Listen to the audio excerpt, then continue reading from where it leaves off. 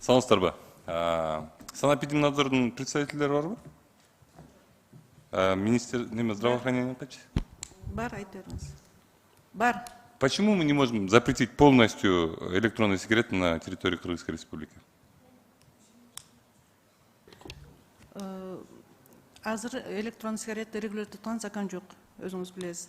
Ана жана некурительный эле жөнүндө айтып атпайбы? Ал жөнүндө могу основной законубузда табак эмеде против табакада 15-чи беренде айтылып турат. Бирок тем не менее ал дагы азыр попытки есть. Вот представитель ВОЗ айтылып кетти.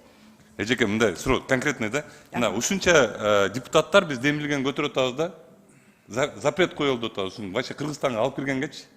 Эмне себептен биз ошого бөгөт кое албайбыз? Таптакыр киргизбей койгонго. Ооба, силердин законопроект түшкөн. Уже распоряжение Кабминдики чыкпады, одобрение боюнча. Биз дагы бергенбиз, биз дагы за деп. Только кичине эмеси бар экен, применение, использование запрет болуп калыптыр да. Ошондо вопрос чыгып атат да, ВОЗ, обращение. Кийин дагы ошондой бир вопрос болуп калышы мүмкүн да. Жок, ошол ВОЗду эмнеге киргизбей койгонго биз азыркы күндө мыйзам жок да. Сиздер жок, ошол мыйзамды жазалы бизчи. Ал мыйзам жазып беребиз бизчи. Эмнеге жаза албай атабыз биз? Мен айтканы ушул суроого неметип аткан себебим 2-3 депутат көтөрдү ушул демелгенчи. Таптакыр киргизүүгө бөгөт коюунучу. Эмнеге колунан келбей атат? Жок, бизге түштү. Ал кабыл алынса, анан кийин бөгөт болот да. Бирок өзүңүз билесиз, таможенный союздун небесинде биздин границалар ачык. Если Казахстанда, Россияда болсо, бөгөт коюш только эменин өлкөнүн ичинде гана болуп калат да. Анткени биз таможенный союздабыз. Таможенный союздабыз анткени. Жок, биз таможенный союздабыз да. Если Россияда, тиякта биякта завоз болуп калса, бизге дагы границадан кирип кетиши мүмкүн. Границада бизде только пограничный контроль да бүгүн. Казакстан менен биздин ортобузда. Жок, кирип кетиши мүмкүн болгондо ошондо биз эгер бөгөт кое турган болсок деле неме контрабанда түрүндө кире турган болуп калат да. Контрабанда эмес, закон эле. Если Казакстандын ичинде болсо, бияка айтып атам да, бөгөт койгон кыйын болуп калат. Биз өлкөнүн ичинде гана надзорду күчөтүшүбүз керек болот да. Демек биз эч качан бөгөт кое албайт экенбиз да буга. Эмнеге кое алабыз? Сиздердин жанагы законопроект чыкса, бөгөт коюлат. Өлкөнүн ичинде надзорду күчөтөбүз. Если Казакстандан кирип аткан болсо, Казакстанга жазабыз. Могул жерде Исанова чүйдө мындай стеклянный кылып сонун кылып коюп коюшуптур да. Неме, жалаң электронный сигарет сатат экен. Не, жок, мен ошону көрдүм да, аябай мындай неме да. Кооз да, сонун неменин борбордун центринде турат, алчы. Ошол борбордун центринде турат. Демек, бул жакшы бизнес да. Демек, бул пайдалуу бизнес. Эгер ошондой болуп аткан болсочу. Анан кийин мен айтайын деген жерим ушул болуп атат да, биз сүйлөйбүз, биз слайд кылабыз, биз мыйзам долбоорун жазабыз. Мына неме боюнча мыйзам, табачный дым боюнча мыйзам. Кафелерде чексе болбойт, туурабы? Ооба. Бүт кафеде кальян бар. Бүт. Ким көзөмөлдөйт? Кана санэпидемнадзор? Эрлан Галчурович, көзөмөл болуп атат. Сизге информация бербедикпи? Көптөгөн штрафтар салынды, бирок бардыгын мораторий жаңы эле сымат этилбедиби? Бардыгын 100% бир күндө каптаган неме. Анда эмне жүрүшөт андалар? Кандай эмне жүрүшөт? Күнүгө жүрүшүп атат. Бирок анча деген 15 миңдей объект бар, анын бардыгын бир күндө. Анда алуу жетпейт деп айтпайсыңарбы анда? Анда иштебейбиз, алуу жетпейт деп айткылат анда. Эрлан Галчурович, азыр жаңы башталды. Анан кийин жарым 2-3 айдын ичинде эле бүттүгүн 100% текшерип бөгөт коюлат деген андай мүмкүнчүлүк жок да. Эмнеге жаңы башталды? Биз мен билгенимен 2000 неме табачный дым боюнча 2009-жылы жазылган неме болуш керек? Жок, мораторий болбоду 3 жыл. Быйылкысындагы мораторий болуп. Демек мораторий болгондо анда мораторийге киргизгиле анда, конкретный нерселер киргизгиле. Анда биз эгер азыр могу жерде табачный дым менен күрөшүп аткандан кийин анда табачный дымды мораторийге киргизбегиле анда. Чыгаргыла анда мораторий. Ооба, биз да ошондой предложение берип атпайлы. Регулирование того закон алып чыгалы деп. Жана закон о порядке проведения проверки бар, ошодон регулярно алып чыгыш керек деп биз предложение киргизип атпайлыбы тоже. Анын предложение эмне болуп атат? Азырынча только вот решение соцкомитеттин решениясы бар. Качан киргиздиңер эле предложение? Табак боюнча эмес, жана безопасность питания биз канча жылдан бери киргизип атабыз, пока өтө элек адагычы. Эмнеге өтпөй атат? өтпөйт, кайта эле кайрылып келет, болбойт деп. Жок, кимге Кыргызстандын ден соолугу, кыргыз элинин ден соолугу кимге кереги жок болуп атат? Эрлан Калчевич, биз быйыл мораторийди, биздин ошо жана безопасность питания деген вопросту көтөрүп алып чыккыла деп мынакей добились. Азыр бизди мораторийден алып салды. Быйыл ушул эле жылы жаңы башталды. Анан кичине убакыт өткөндөн анан кийин отчетун кылалы да итогун чыгаралы. Тиги жылы мораторий жок болчу. 3 жыл болду мораторий. Бир жыл могул 2022 жыл мораторий болгон жок. Болду. Кандай болду мораторий? 3 жыл мораторий болду. Эрлан Калчевич только ковидке эле уруксат берилген, временный санитарный норма жасап, ошону уруксат алганбыз. Могу январда мораторийди, январда кайра киргизбеди, могу январда киргизбеди. Киргизген, биз суранып атып, кайта ошону чыгарып алдык деп атам. Ошо кафе, ресторандарды, жанагы производство, обращение именно пищевой продукцияны ошо мораторийга кошпогула деп атып, биз добились, аны чыгарды бизден. Только аны пландарды түзүп, жаңы эле башталды да, 1-2 ай болду. Канча болду? Аз эле болду да, 1-3 айдай болду. Бүбүжан эжеке, мен сиз менен мындай жакшы мамиледем да, сиз жакшы иштейсиз, ачыгын айтып кетейин менчи. Бирок бир ушул жерге өзүңүз эле келе бербей, бир санэпидемнадзордун директорун бир жолу алып келип бериңизчи ушул жерге. Бир көзүнө көрөлчү ошол адамды. Шаардыкын болобу, республикасындыкын болобу, бир көрүп көрөлчү ошол кайсы адам экен ошол адам. Эч ким тааныбайт. Болуптур. Эрланга өзүмө жазып алам, эмки чакырганда. Өзүнө жооп берсин да, кылып аткан иштерине жооп берсин. Сиз келесиз, алардын ордуна ушунун баарын айтып кетесиз дагы кетесиз. Болду. Алардын эмнесин катып жүрөсүңөр? Каткан жокпуз, замминистр келсин дейт, ошон үчүн мен келем. Если замминистр келсин, эмкиде ушул суроо боюнча замминистр бул бир неме? Жарайт. Эрланга жазып алам өзүмө. Токтом. Кийинки немеге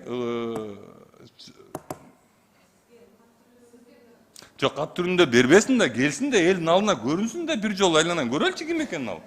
Биз көрө элекпиз таптакырчы. Биринчи повод болгондо эле директорду алып келесиңер немени, санэпидемнадзордун. Анан кийин туугандар, мондай кылалычы, му болбой атат, жетпей атат, кылдык элек, анан кийин кыла албай атабыз, аягына чейин жетпей атабыз дегендерди мага айтып тургачы. Мен жеткирейинчи ошонун аягына чейин. Анткени 32 жылдан бери ошондойбуз да. Мына азыр келип атат мынакей. Мына болоюн деп калды. Мына азыр болот дейсиңер дагы жок ошол менчи. Мен ушул чакырылышка келгенден бери 1,5 жыл өттү. 1,5 жылдан бери электронный тамекини же тияка кыла албайбыз, же бияка кыла албайбыз. Жүрөбүз. Анан дагы мен кайрылып кетсем болобу, Венера Албековна? Ушул боюнча азыр ал жагы закондо жок, мыйзамда. Уруксатпы азыр сиздин сөзүңүздү буруп койдум. Эрлан Калчевич, азыр сиз айтып атпайсызбы, бир алып келип бериңиздерчи депчи, биз көрөлүк деп. Менде мындай сунуш болуп атат да азыр. Мынакей, мен азыр токтом долбоорун сунуштап атам. Бүгүн комитет колдоп берсе, буйруса жогорку кеңештин жыйынына чыгат.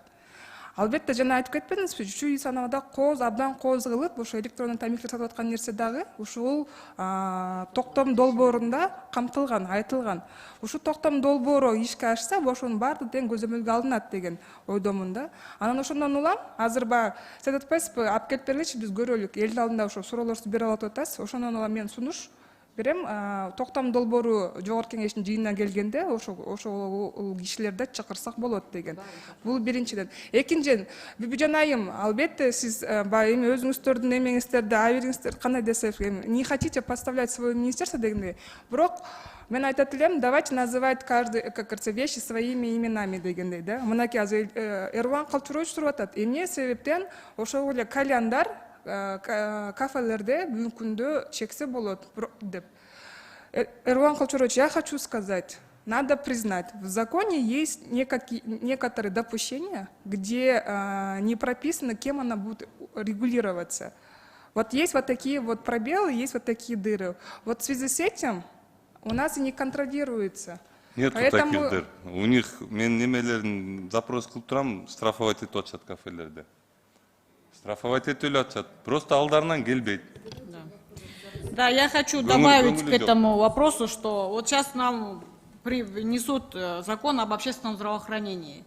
Там нету никакой профилактики вообще, вот, чтобы ограничить детей вообще по табакокурению. То есть это общественное здравоохранение. Вот сейчас докладчица сказала, что 80% населения у нас страдает сердечно-сосудистыми заболеваниями, и в день 54 человека умирает от заболеваний сердечно-сосудистых. А в этом законе они описывают только туберкулез и СПИД. Этот закон они несут нам 14 числа на рассмотрение. Там нету никаких вообще не затрагиваются вопросы санэпидслужбы, нету никаких об общественном здравоохранении, только 2 нозологии они там рассматривают и приносят нам, и нас вынуждают принять этот закон. Этот закон сырой, однобокий. В это общественное здравоохранение должны были все эти вопросы попасть. Бибижан Камчебековна, вы приносите такие незрелые, вообще однобокие, сырые законопроекты на комитет и пытаетесь сейчас принести и на заседание общее. Сейчас в вашем ответе тоже вы не знаете вообще законодательства Кыргызстана. Вы говорите, что товар, который заезжает к нам с территории России и Казахстана, проводит только таможенный контроль, пограничный контроль. Это не так. Товар, который заходит с России, из Казахстана, они после пограничного контроля также все сведения об этом товаре идут в налоговый орган. Налоговый орган уведомляют импортеры, что такой товар завезли. То есть вы вообще абсолютно не в курсе законов. И здесь что-то утверждаете и носите такие же законы. Урсатпы, Дилзесенбековна, биринчиден жанагы Бибижан Камчыбековна, сизге сөз берилген жок. Урматтуу депутаттар. Мен Азыр сөзүмдү бүтүрө алайынчы. Мен айтайын. Ирлан Колчонович, сизде дагы суроолор бар, э? Жок, мен сөзүмдү бүтүрө алайын жана баштап. Макул. Болду, ошол менен кетем. Тиги электронный сигаретти запрет кылалычы. Запрет кылалычы, бир нерсесин таап алчүшүн, эми айланайын, эми таптакыр эми эчтекеден алыбыз келбей калса анда биякта отурбай эле коелу, чогулбай эле коелу. Бул деген бул улуттун ден соолугун өлтүрүп аткан нерсе. Улуттун, кыргыз улутунун ден соолугун өлтүрүп аткан нерсе. Мен дагы бир жолу айтып кетем. Могу жерде жанагындай хайп, майп, андай мындай нерселерге каалашынча акча коротобуз биз. Бюджеттен акча коротушубуз керек биз ушул нерсеге дейсиңер дагы. Могу жерге келгенде мына могу жерде спасен наших детей деп жазылып турат. Эртеңки күндөгү балдардын ден соолугун ойлойлучу деп турат. Бир какой-то электронный тамеке ушунча адам чогулуп отуруп бөгөт кое албайт атабыз Кыргызстандачы. Мага конкретно мындай кылып туруп бөгөт коебуз деп туруп алып келип кабинетке бергиле. Мен колдоп берем ошону, аягына чейин чыгып берем. Жакшы. Биз колдойбуз, Я предлагаю вот этот закон об общественном здравоохранении внести вот этот ваше предложение о запрете вообще всех электронных сигарет. Вот в это общественное здравоохранение нужно ввести. Нет, давайте введем, только ошону до конца жеткиреличи. Бир 7 миллион калк туруп балдарыбызга сонун бир павильондордо бир бизнесмен алып келип сатып аткан бир электрондук тамекини жаба албай атабыз, бөгөт кое албай атабыз ошого. Эмне чогулуп отурабыз биякта? Ирлан Колчонович, баарыбыз биргеликте иш алып баралы ушул боюнча. Сиз көтөргөн маселе абдан маанилүү, баарыбыз